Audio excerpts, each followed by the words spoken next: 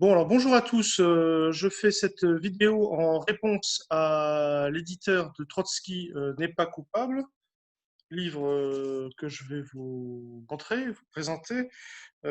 Commission de oui, Trotsky n'est pas coupable. Ça a été publié en 2018 par les éditions Sileps et page 2.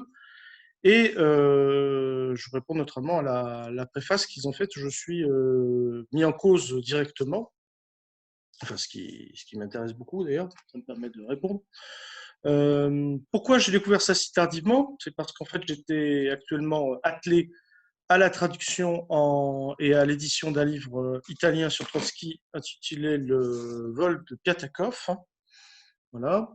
Je voulais vérifier à des fins d'exactitude, qui fait partie du métier, s'il existait déjà une traduction française du rapport de la commission Dewey.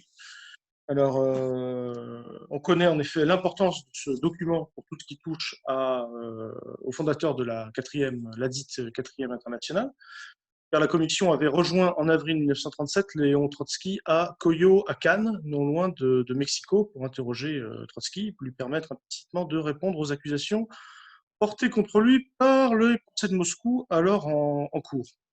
Voilà, ça s'appelle la commission Dewey, D-E-W-E-Y, français Douy. C'est le nom du nom de ce philosophe qui dirigeait cette commission et philosophe renommé qui avait 78 ans à l'époque.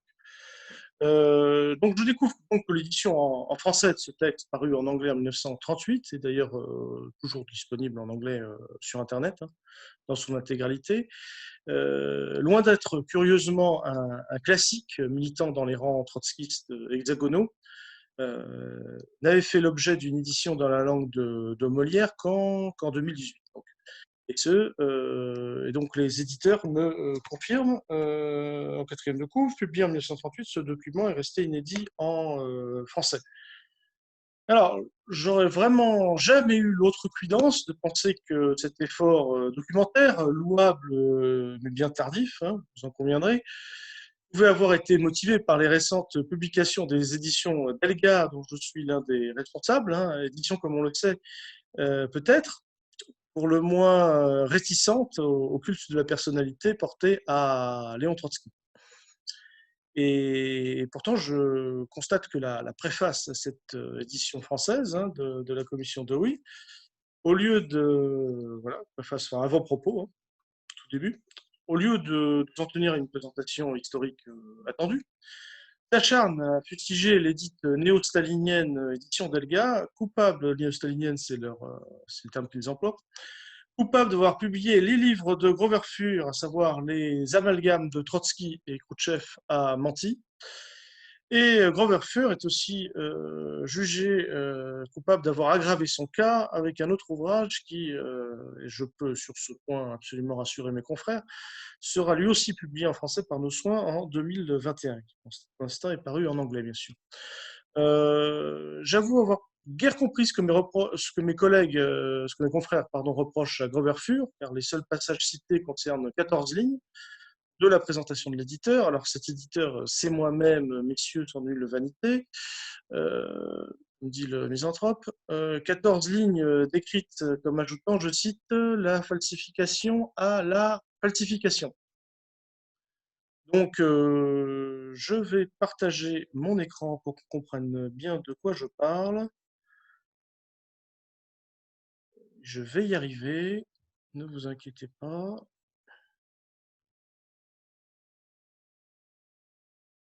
Voilà, je partage tout de suite. Donc, voilà, nous, on a publié les amalgames de Trotsky de Grover Furth, hein, que vous voyez défiler à l'écran. Nous avions publié aussi Khrouchtchev a menti, du même Grover Furth. D'autres aussi, hein, sur Katyn, sur Yezhov contre Staline, mais ça ne vous intéresse pas beaucoup. Eux, donc, nos détracteurs, publient pour la première fois Commission de oui, Trotsky n'est pas coupable, contre-interrogatoire 1937. Voilà.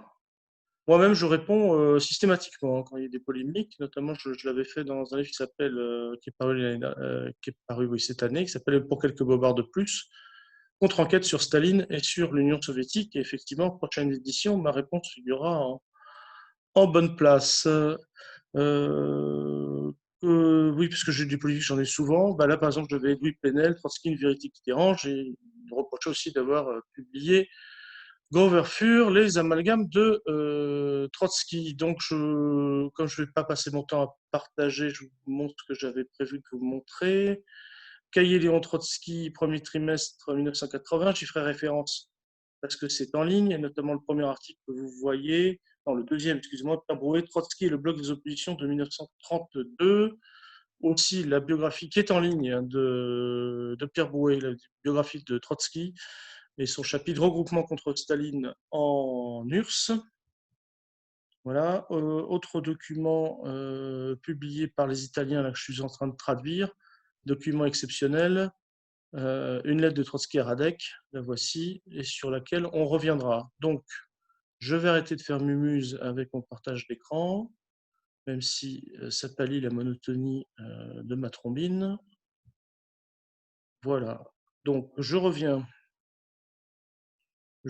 là avec mes interlocuteurs, et donc il m'avait reproché, donc ce qu'il cite de ma préface, ce sont donc ces 14 lignes où j'avais dit: bien que précédemment purgées d'éléments trop compromettants au moment de leur ouverture aux chercheurs en 1980, les archives Trotsky de Harvard ont depuis, donc elles ont été ouvertes en janvier 80, hein, c'est armé avant, ont depuis laissé filtrer certains documents sans équivoque, comme des accusés de réception de lettres à des inculpés des procès de Moscou, ou encore une lettre de Léon Sedov à son père Trotsky, évoquant la création d'un bloc conspirationniste unissant leurs partisans aux inovievistes.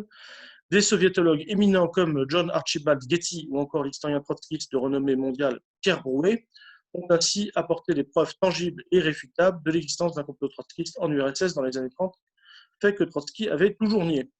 Ils ajoutent, en me citant: ce livre révolutionne la compréhension des procès de Moscou. Les écrits et les activités de Trotsky dans les années 30 doivent être revus sous un nouveau jour, celui des ultimes menées d'un intrigant génial et sans scrupules, prêt à tout pour revenir au pouvoir. Alors, j'avais également ajouté ces quelques phrases qui n'ont manifestement pas retenu l'attention de mes contradicteurs. Faisant fond sur les sources primaires des archives Trotsky ainsi que sur les archives soviétiques, Boverfer soumet tous les témoignages des accusés au procès de Moscou à un contre-examen au plus près des sources. La conclusion: les aveux des témoins sont authentiques et concordent. Les mêmes sources primaires, ainsi que les écrits de Trotsky, démontrent que ce dernier a menti sur presque tout concernant l'URSS, dans ses écrits sur les procès de Moscou 36, 37, 38, ainsi que sur l'assassinat de Kirov, enfin dans son témoignage devant la commission Dewey en 1937. Donc, nous y voilà. S'il n'avait pas voulu citer, c'est pourtant ça. Nous avons publié un livre démontant, entre autres, les conclusions de la commission Dewey, démarche à laquelle on nous oppose la commission Dewey. Dans le même genre comique involontaire, après la publication de Khrouchtchev a menti, que je vous ai montré à l'écran, de Grover Furth, l'historien trotskiste Jean-Jacques Marie n'avait pas hésité à faire un article critique auquel j'ai aussi répondu, et il avait fait republier quoi? Le rapport Khrouchtchev. Donc, quant à Edoui Plenel, il s'était d'ailleurs lui aussi indigné dans un article de Mediapart contre notre publication, à laquelle il avait opposé, lui, la vérité d'évangile de Ma vie de Léon Trotsky. Donc, bref, on tourne littéralement en rond. Je voulais dire, j'avais connu dans ma jeunesse des militants trotskistes, hein, dont l'alpha et l'oméga sur ce qu'ils savaient de l'URSS reposait sur ce que Trotsky avait bien voulu écrire et rien de plus, sans aucun autre élément de comparaison. Pour moi, c'est vraiment le propre de la pensée sectaire. Et je ne pensais pas retrouver ça, retrouver ces travers chez des intellectuels d'âge mûr, hein. Mais donc, c'est dans ce contexte vraiment tragicomique que j'ai eu l'idée d'écrire mon livre de réponse, y compris non seulement à des lettres, mais aussi à des documentaires que je voyais passer et autres. Ça s'appelait Pour quelques bobards de plus, contre-enquête sur Staline et l'Union soviétique, pour répondre à tout cela. Et je vous promets que cette lettre que je suis en train de vous faire une sorte de résumé figurera dans la prochaine édition de l'ouvrage. Donc, j'ai l'habitude, hein, je remarque, comme je l'avais fait remarquer à Jean-Jacques Marie, au lieu de nous répondre sur le fond, on s'indigne. Et comme disait Nietzsche, personne ne meurt autant que l'homme indigné. C'est une vérité très juste. valable pour toutes les époques. Et j'ajouterais que lorsqu'on n'a rien à dire, on cherche à faire diversion. Donc, en l'occurrence, mes aimables détracteurs des éditions Sileps et Page 2 vont me chercher une mauvaise querelle sur Pierre Brouet, en faisant semblant de ne pas comprendre ce que j'ai voulu dire, ou pire, en faisant semblant de ne pas comprendre ce que j'ai voulu dire, ou pire, en n'ayant vraiment rien compris à ce qui est en train de se faire dans la recherche actuelle, en train d'éroder la statue de marbre de leur idole Léon Trotsky. Donc, je les cite, ou plutôt je cite leur préfacier, donc M. Patrick Le Tréonda, préfacier de ces éditions. Ajoutant la falsification à la falsification, l'historien Pierre Brouet devient, avec cette note de l'éditeur, c'est-à-dire moi, l'instrument de la dénonciation d'un complot trotskiste en URSS, alors qu'il a consacré sa vie à la dénonciation du stalinisme et à la défense des idées de Trotsky. Voilà, c'est en page 27. Donc, pour leur répondre, rassurez-vous, ni Robert Furr, ni son modeste éditeur n'ignorent que Pierre Brouet était un historien trotskiste, enfin était au sens jusqu'à sa mort, mais il est mort, c'est pour ça que j'en parle au passé. J'ai même écrit noir sur blanc l'historien trotskiste de renommée mondiale Pierre Brouet. Donc le fait est que c'est Pierre Brouet qui, tout trotskiste qu'il fut, et fut resté jusqu'au bout, je ne nie absolument pas, et parce qu'il était d'abord historien avant tout, ce qui est tout à fait à son honneur, a mis en valeur des documents exceptionnels trouvés dans les archives Trotsky, ouvertes à partir de janvier 80, et notamment la reconstitution d'un bloc oppositionnel dont Trotsky avait toujours nié l'existence. C'est pour ça que je vous ai montré au début de cette vidéo les cahiers Léon Trotsky de 1980. C'est disponible en ligne sur marxiste.org. Ça a apparu entre 1979 et 1985. Vous regardez le numéro de janvier-mars. Vous commencerez à voir, et puis après tout ce qui suit, vous verrez des choses incroyables sur le bloc des oppositions et tout ce qu'il avait commencé à trouver là-bas. Il y revient bien sûr dans son imposante biographie de Trotsky de 1988, elle aussi disponible en ligne, plus beaucoup je pense dans les librairies, malheureusement, c'est quand même un livre important. C'est pas parce que c'est trotskiste que c'est pas important, bien au contraire. Et notamment dans le chapitre suivant intitulé Regroupement contre Staline en URSS. Donc, je n'ai jamais voulu dire, car je ne partage en aucune façon, messieurs les éditeurs de Sileps et Page 2, votre vision binaire des choses, je n'ai jamais voulu dire que Brouet serait passé dans le camp stalinien et que nous voudrions lui faire jouer un rôle, évidemment, aux antipodes de sa personnalité et de ses convictions. Je dis simplement qu'il est le premier de cordée d'une lignée d'historiens ayant apporté des éléments décisifs sur la poursuite clandestine d'une activité trotskiste bien réelle que Trotsky niait et que Brouet, par ailleurs, approuvait, y compris jusqu'à son dernier ouvrage, enfin, je parle de ses mémoires, son dernier ouvrage qui s'appelle Communiste contre Staline. Il semble visiblement que Brouet ait bien mis en valeur l'aspect romantique de Trotsky qui a souvent galvanisé la jeunesse à différentes époques, et pas assez vu son caractère faustien, hein, j'y reviendrai. Et son jugement sous-estime sans doute les risques de déstabilisation que ces militants professionnels faisaient courir à un pays assiégé par le pire du pire. Mais ce n'est là évidemment que mon humble avis et ce n'est pas là l'essentiel. Mais en tout cas, de grâce, hein, rendez-vous compte de la contradiction entre ce qu'on sait aujourd'hui et ce qu'on croyait savoir à l'époque, messieurs les éditeurs, et moutez-vous à jour au lieu de continuer à présenter comme vérité révélée le rapport de la commission de Louis, où Trotsky affirme mensongèrement, je dis bien mensongèrement, ou plutôt même réaffirme mensongèrement par ce qu'il citait lui-même, la chose suivante, c'est page 282.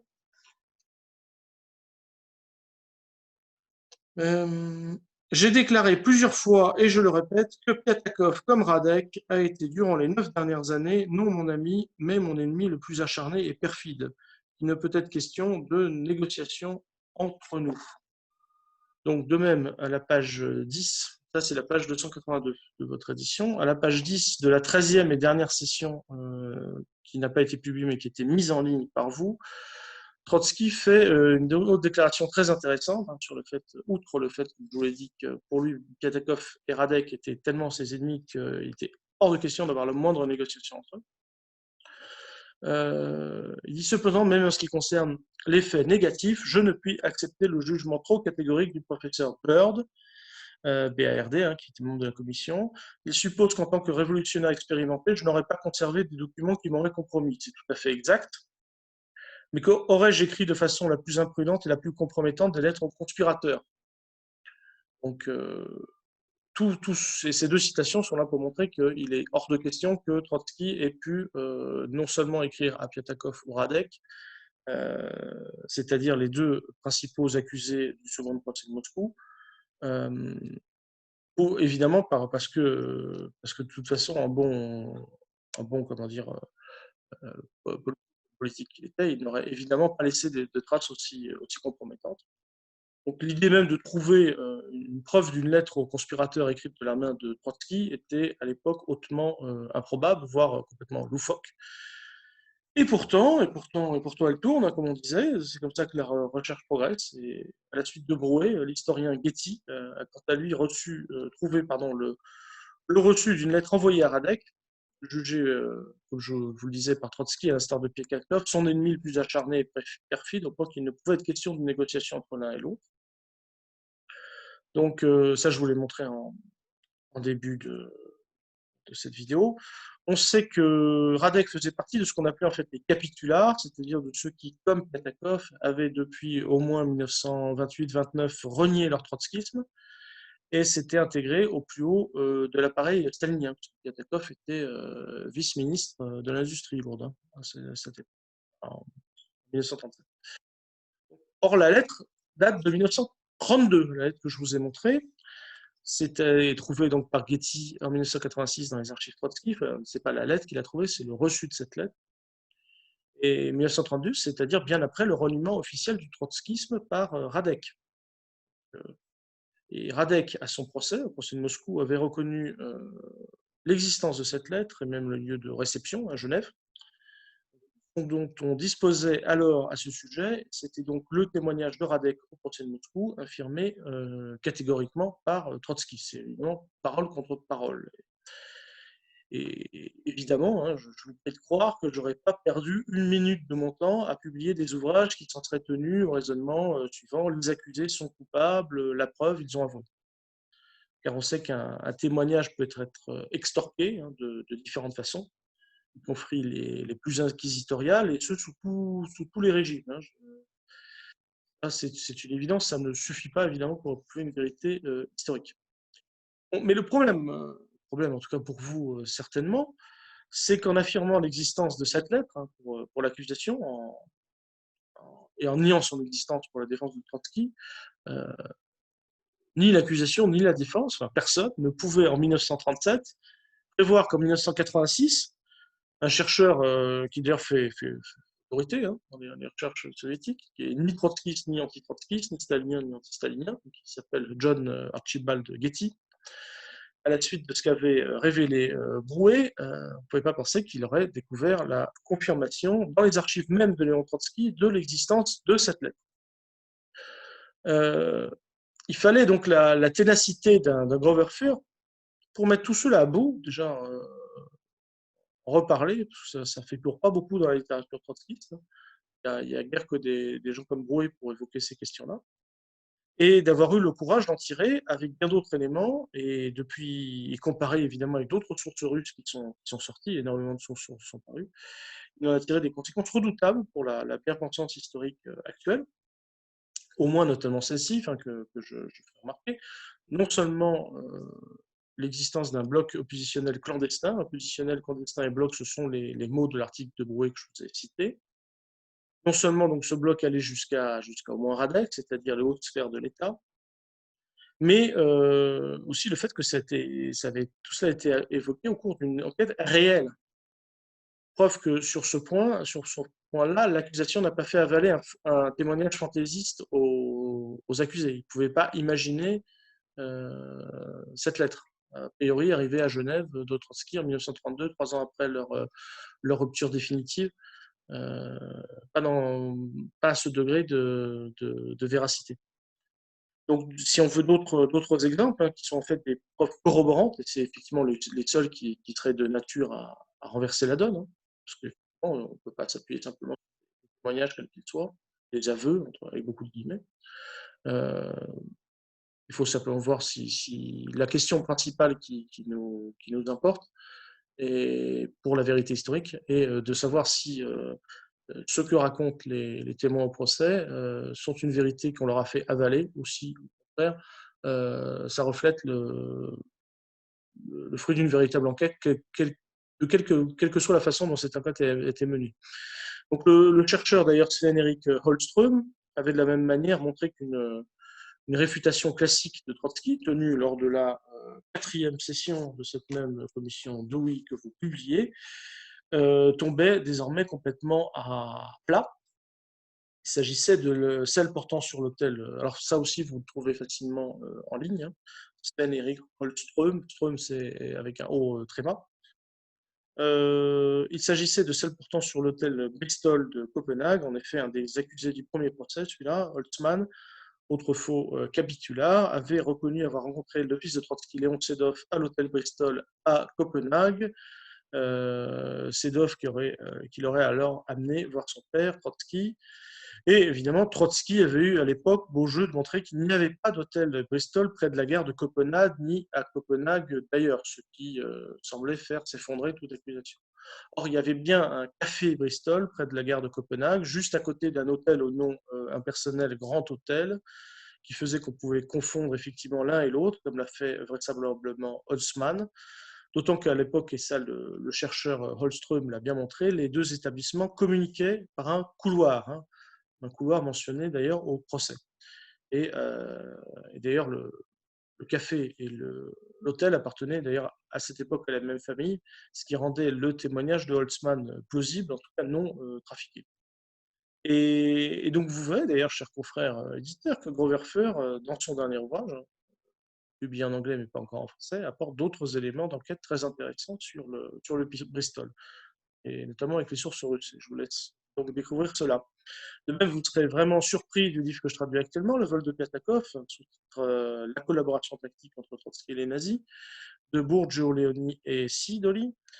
Et afin de vous préparer à sa lecture possible, dès maintenant, si vous lisez l'italien, et en français, si vous attendez notre édition, disons, début 2021, je vous invite à partir de votre ouvrage publié, de l'ouvrage que vous publiez vous-même, un petit exercice de logique.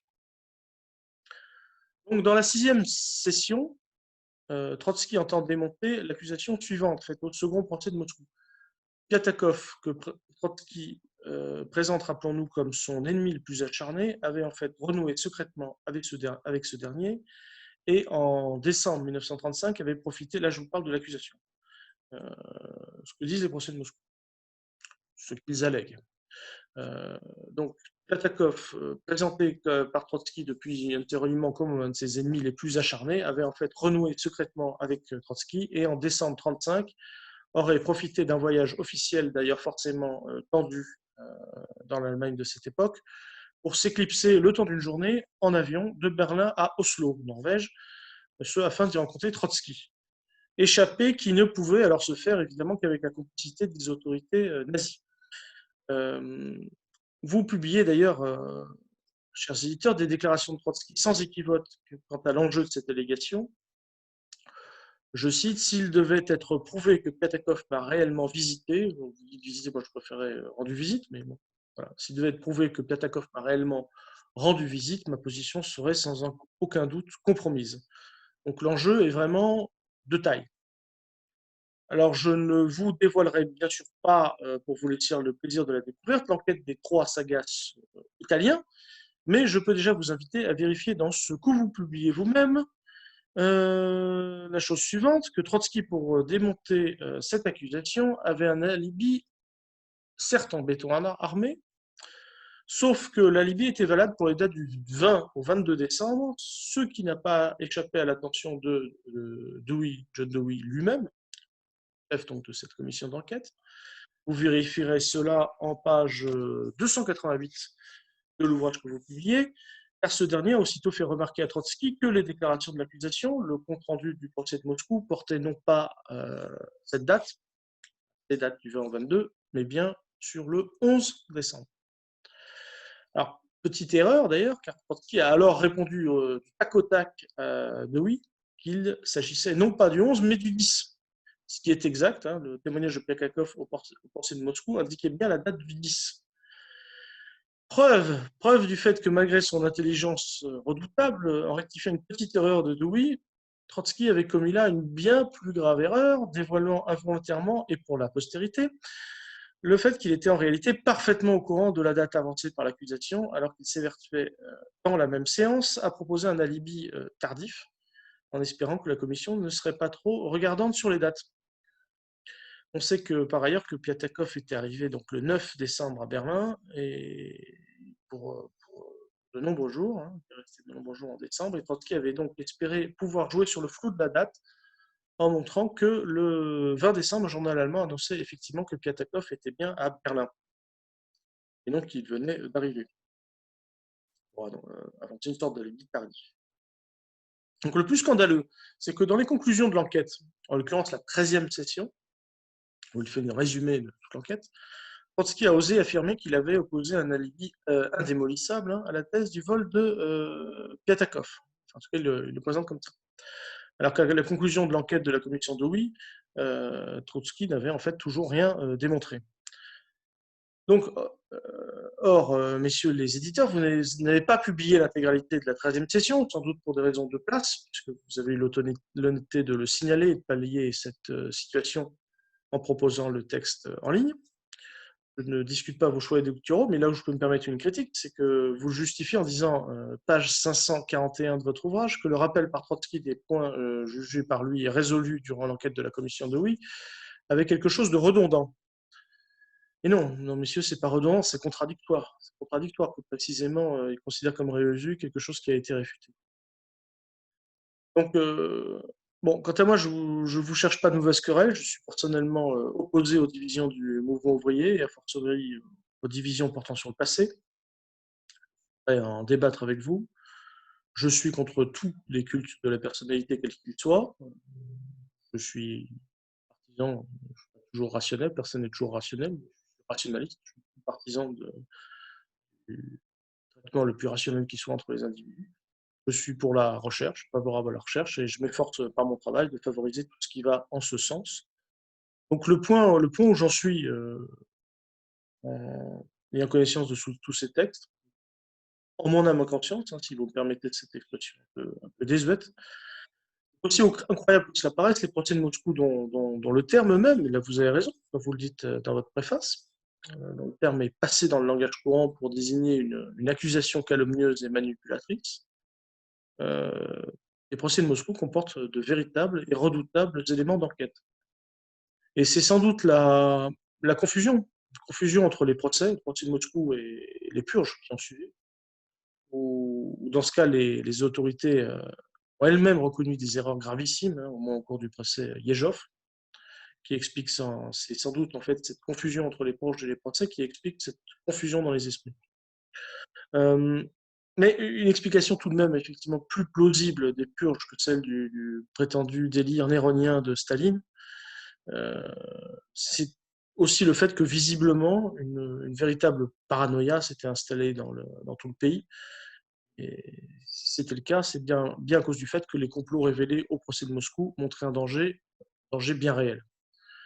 Et je rappelle aussi que si on peut parler de surréaction, à l'inverse, le laxisme face à une invasion hitlérienne qui allait coûter entre 20 et 30 millions de morts au pays, et qu'aurait-ce été si les nazis avaient gagné, hein, le laxisme était évidemment, pour l'époque comme pour maintenant, inenvisageable. Bon, pour, pour témoigner, et puis moralement en plus inacceptable. Il fallait de toute façon réagir. Donc, pour terminer, vous avez publié donc un livre sur Trotsky, hein, un livre où Trotsky avait eu le mérite de dire au moins que, moi c'était clair, hein, sur certains points c'était soit Staline, soit lui, qui avait raison, et qu'il n'y avait pas de moyen terme. Et c'est vrai, sur certains points de vue, c'est soit l'un, soit l'autre. Vous tirez de ces éléments nouveaux que je vous apporte les conclusions qui vous chantent. Hein. Personnellement, je ne suis pas là pour tirer des conclusions, je ne suis pas là pour juger, ni encore moins pour rejuger.